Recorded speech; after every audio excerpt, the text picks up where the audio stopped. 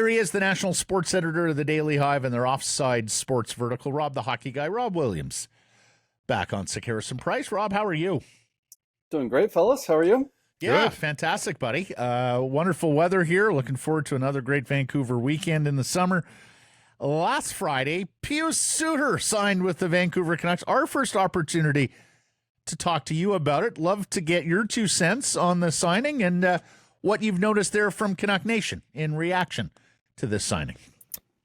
Yeah, it feels like they're on a nice little streak of having players signed in free agency, and the fans kind of applaud it. And I think fans and media are kind of all in agreement that this is a really good deal for the Canucks.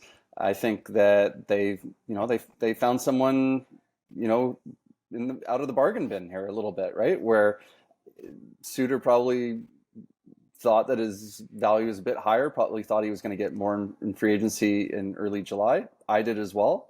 The market wasn't there for him for whatever reason.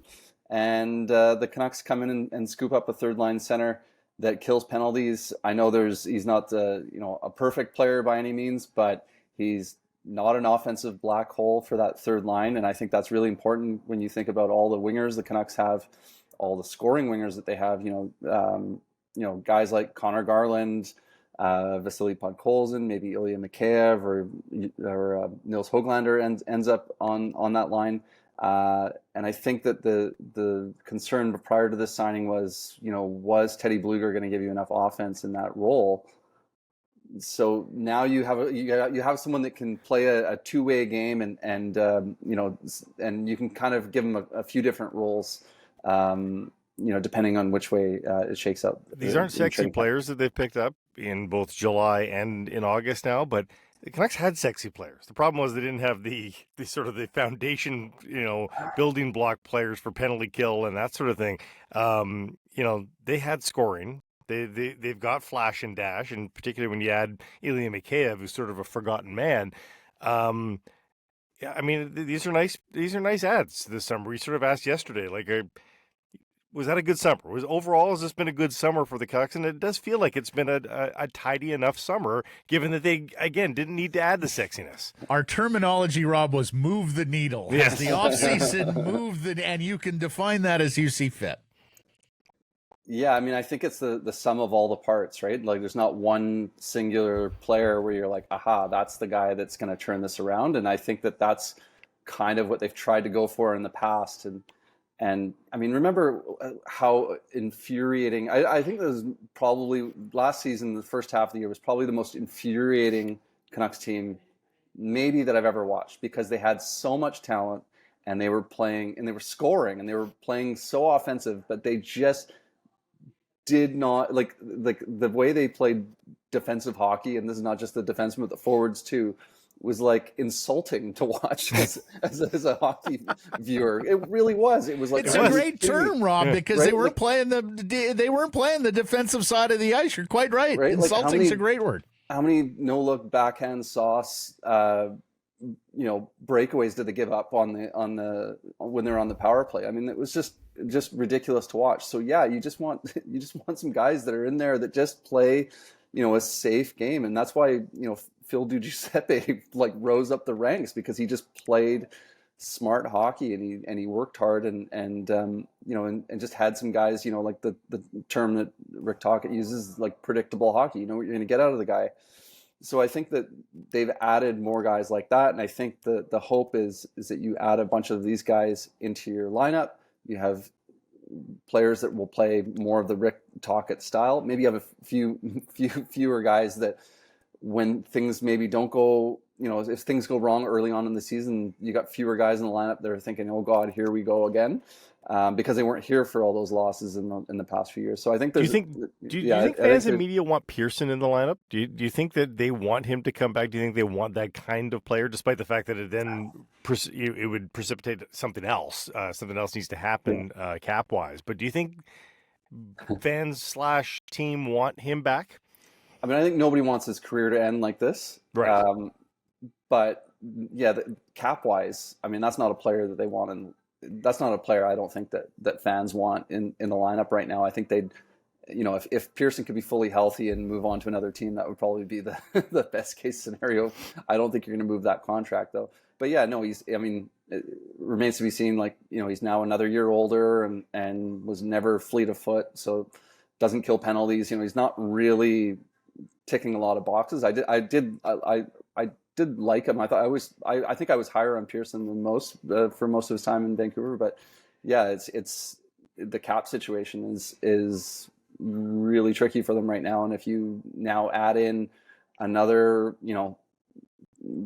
probably overpaid winger into your lineup that doesn't kill penalties, that's not really high on their list of needs. Rob Elias Pettersson says his goal this year is to exceed 102 points, his total from last year. Look, as great as 103 or so point season is, I'm not sure that gets you into the Hart or Art Ross discussion in Connor McDavid's NHL. So we're asking on today's Bodog poll question, and in part because Blake just keeps bringing up Selke and back-checking, what will be the next league award won by the Canucks? A Pettersson, Selke, a Hughes Norris, a Vezina for Thatcher Demko, or a Jack Adams for Rick Tocchet, but feel free to go off the board if you so choose. Pettersson Hart, maybe. Yeah, I do think it's funny because I did get a vote in the NHL awards for the first time this year, and it gave me an opportunity to vote for Connor McDavid for the Hart, which obvious, but for me it's obvious every year. Like, Connor McDavid should win. I would have given it to him when they missed the playoffs. Like, I don't even care. Like, he's the best player, he's the most valuable player every single year.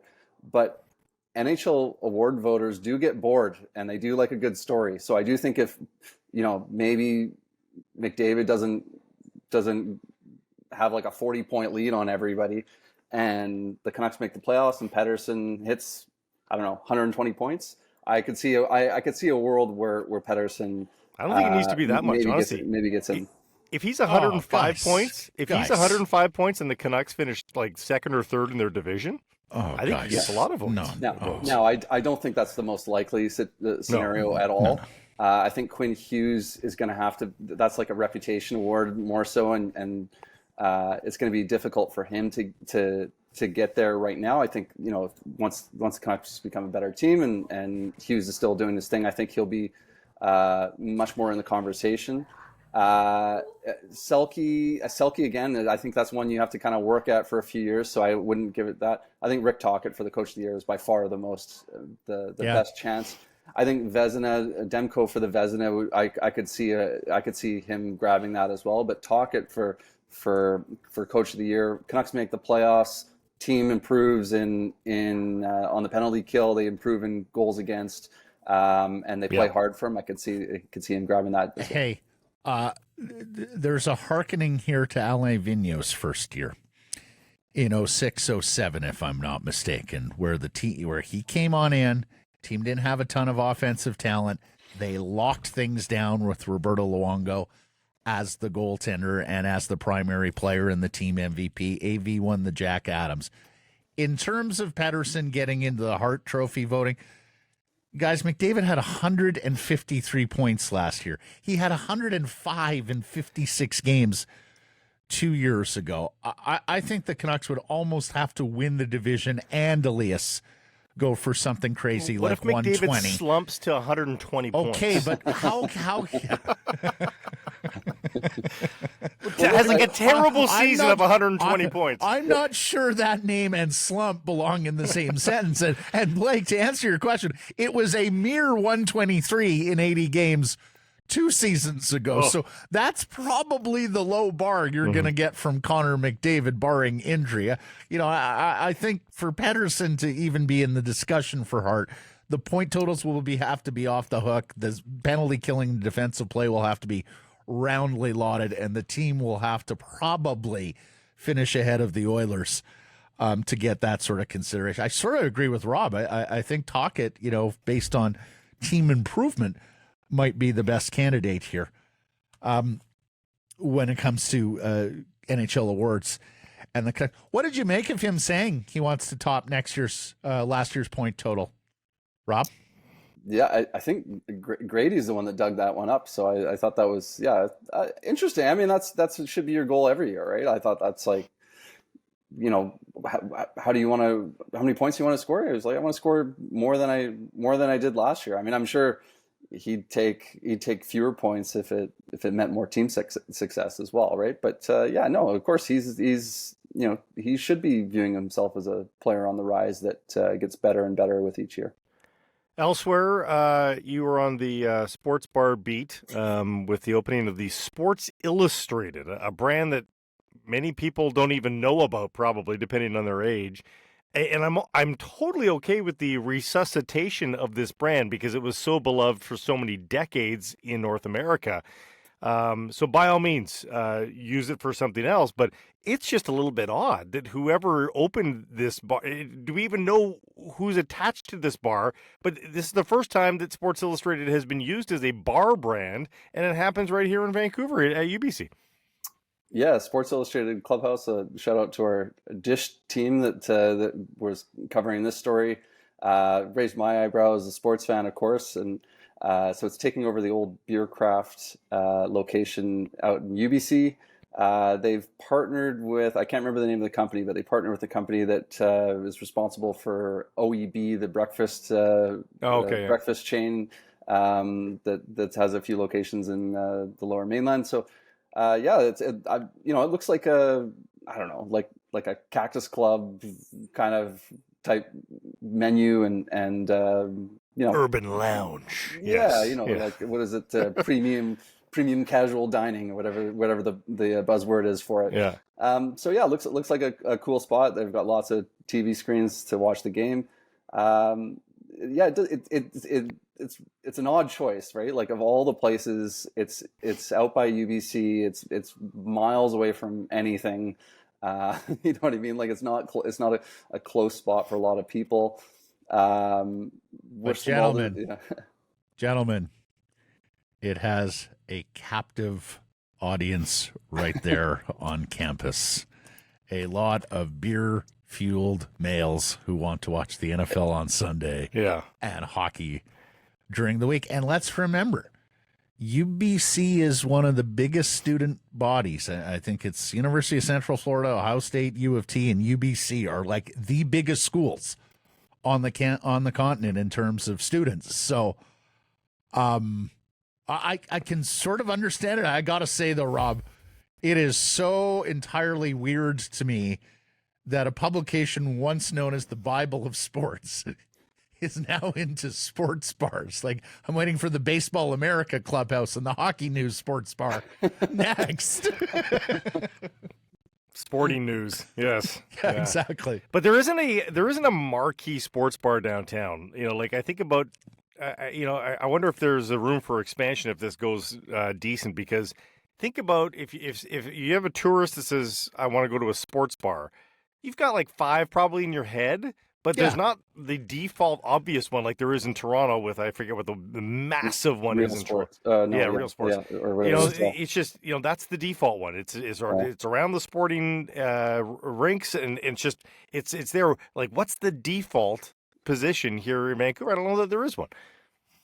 Yeah, I mean, I've long kind of looked at those empty parking lots across the street from Rogers Arena and thought, like, wouldn't it be great if they had a real vibe here right across the street. And I know they've got the Shark Club. I think Shark Club's probably the best sports bar. I haven't been there in a long time, so I don't know what it looks like right now, but yeah. Yeah, it's been I think it was freshly updated in the last few years. But that's like, that's like 2 blocks away from one of the doors at Rogers Arena. It's not the main entrance, right? Like I'd say like the main entrance to Rogers Arena is the gate that faces the SkyTrain right by the Roger Nielsen statue.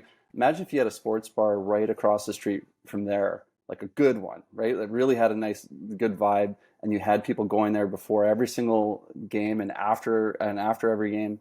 I think that would be, would kind of add to the kind of game day experience. I know they've got the sports bar in Rogers Arena. I haven't been there in a while. I wonder how many. It's not open every day, right? Yeah, no. I was gonna say, like, Sports Bar at Rogers Arena is a very cool space and great food. And shout out Chef Robert Bartley and Dave Dave Whitworth, who do a fabulous job running that place. I mean, the Pint is, I would think, is our de facto. Good call on Granville's superb. Blake and I were there for the Super Bowl last year, and there's some other places that you can go around town, but you're right. There's not one that's sort of as universally known as Real Sports in Toronto. So it's a little more fragmented, but the other thing, guys, is as we know, Vancouverites tend to stay in their neighborhoods when they go out to watch something. Yeah, they don't funnel downtown as much as other cities do. Yeah. And part of that, Blake, and don't let me get on a rant, and public this transport. is perhaps why the Pint and some of the others do better, is that you don't have trains taking you to the foot of your destination. Yeah. Like they do in Toronto and other cities. I do think as well that there was a bit of a missed opportunity with the Park Casino. They've got restaurants and bars in there, but like you've got to walk to the far side of it. It's not the side that faces BC Place or Rogers Arena. You've got to go to the far side, then you got to go up an escalator or two, and it's like it's just not. It's not that fan friendly. Like it, you think if you had that right there, I'm sure there's probably casino and gambling laws and reasons for it, but it's too bad that that didn't become a real entertainment complex. That do they have a sports bar in there? There is one. You've got to go up like I've never heard people talk. You got to go up 2 or 3 escalators, and you look at the if you're looking at the Google Maps when you're in there, you're like, oh, I'm really close there, but it's like you've got to go all the way around. Yeah, you got to go through a bunch of loops to get to the rink. Lastly, Rob, sporting events, sporting teams that we used to have in this community. I saw you did a story on that this week. A top 10 list, as a matter of fact. My vote would either go for the Air Canada Championship, the Grizzlies, or the Molson Indy, because I like those events. Not a Vancouver Blazers fan, huh? Anyways, tell us about the story. Tell us about the list and how you came about number one. Yeah, it's funny. I mean, I didn't. It's not a list that I ranked, but I just started thinking of what are the most notable teams and events that we used to have that we no longer do. And believe it or not, then I counted. And I was like, oh, it was actually 10. It wasn't a thing where I'm like, I need 10 here. But yeah, there's some things on there where it's just like, I don't think the average fan, unless you were around when it happened, I don't think many people would even remember the Vancouver Blazers, the WHA team that the Canucks that Vancouver had right around the same time as this in the early 70s as the Canucks expanded into the NHL. Who thought that was a good idea to go toe to toe with the Canucks?